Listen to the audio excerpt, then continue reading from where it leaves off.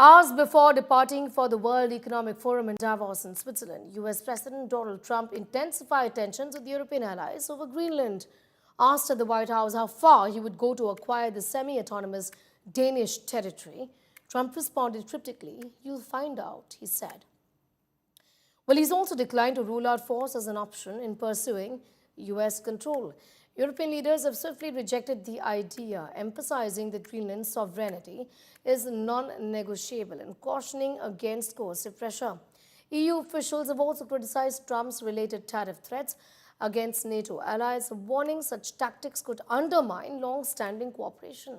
U.S. domestic political figures have joined the backlash. California Governor Gavin Newsom urged Europeans not to be played by Trump's approach, urging unity and strength in response. Meanwhile, after Trump posted an AI-generated map of U.S. that includes Greenland, Venezuela, and even Canada, all shown as part of the U.S. or as Truth Social, U.S. forces have seized a 7th oil tanker linked to Venezuela, part of an escalating campaign to control Venezuelan oil exports and enforce U.S. quarantine measures in Caribbean waters.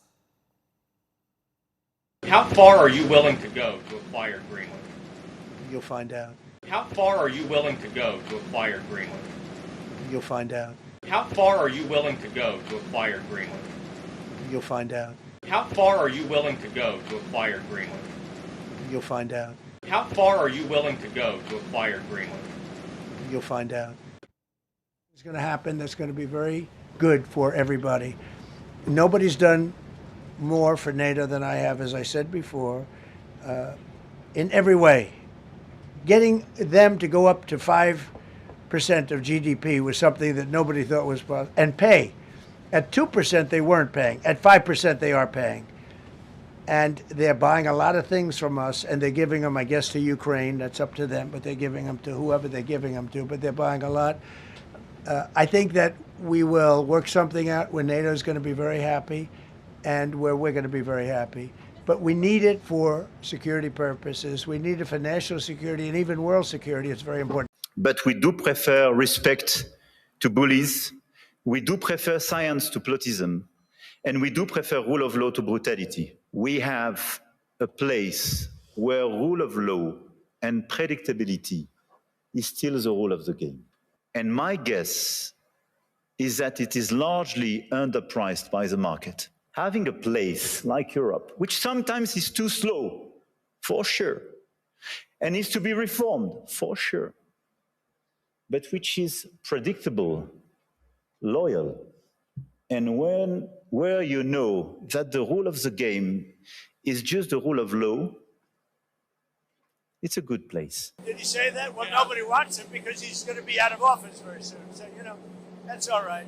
What I'll do is if they feel like Costo, I'll put a 200% tariff on his wines and champagnes, and he'll join. But he doesn't have to join. If he said that, you're probably giving it to me a little bit differently. But if he actually did say that, but as you know, he's going to be out of office in a few months.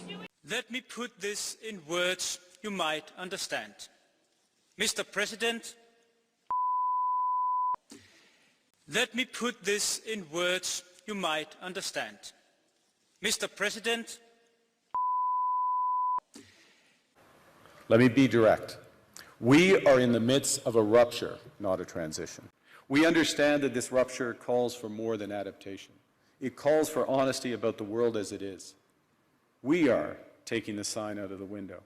We know the old order is not coming back. We shouldn't mourn it. Nostalgia is not a strategy. The Europeans should decide for themselves what to do. But one thing they can't do is what they've been doing. And they've been playing. This guy's playing folks for fools. And it's embarrassing. Europeans think this is diplomacy and this will ultimately this is work. diplomacy with Donald Trump? He's a T-Rex. You mate with him or he devours you. One or the other. And Europe's being people devoured? need to stand. No, the Europeans could be if they continue to put down this path and process.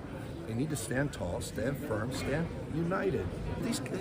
Everybody's talking behind his back. They're laughing at him. Meanwhile, they're sucking up to him. It's embarrassing. I mean, you're modeling behavior for our kids, generations of folks. This is not diplomacy. This is stupidity.